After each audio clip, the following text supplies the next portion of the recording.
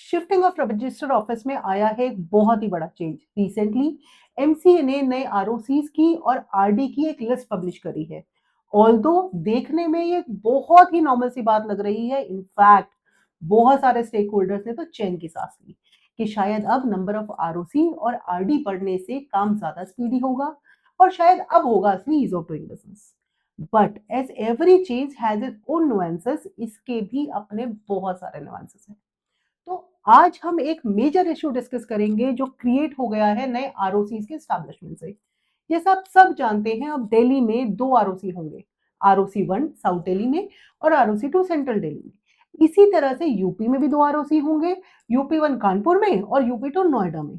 और वेस्ट बंगाल में भी दो आरओसी होंगे, कोलकाता 1 और कोलकाता 2। इनफैक्ट महाराष्ट्र में तो चार आरओसी होंगे, मुंबई 1 मुंबई में, मुंबई 2 नवी मुंबई में, पुणे और नागपुर।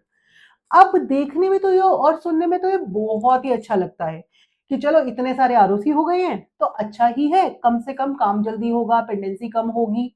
लेकिन इसके प्रैक्टिकल इम्प्लीकेशन देखें तो अब दिल्ली से दिल्ली में भी अगर आपको रजिस्टर ऑफिस शिफ्ट करना है किसी कंपनी का, तो अब आपको लगेगा आरडी अप्रूवल। क्योंकि हम सबको पता है, as per the proviso of section 12 subsection 5 of companies act, if you are shifting the registered office of a company within the same state but under the jurisdiction of different ROC, that it can be done only via RD approval। जबकि पहले बस एक INC 22 भरा और register office हो गया आपका shift with in same state. यानी अगर ईस्ट दिल्ली से साउथ दिल्ली में अगर आप कंपनी को रजिस्टर ऑफिस शिफ्ट करना है तो आरडी का अप्रूवल चाहिए होगा। जैसा आपको याद होगा, पहले बस महाराष्ट्र ही एक ऐसा स्टेट था जिसमें सेम स्टेट में दो आरओसी थे, मुंबई और पुणे।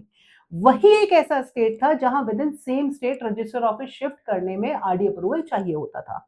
और अब ये जो नए 10 आरओसी आ गए हैं, इससे महाराष्ट्र के साथ साथ दिल्ली, यूपी, कोलकाता में भी विद इन सेम स्टेट में आरओसी शिफ्ट करने के लिए अब आपको आरडी का अप्रूवल चाहिए होगा, क्योंकि अब जो जुरिडिक्शन है वो डिफरेंट आरओसी का हो जाएगा।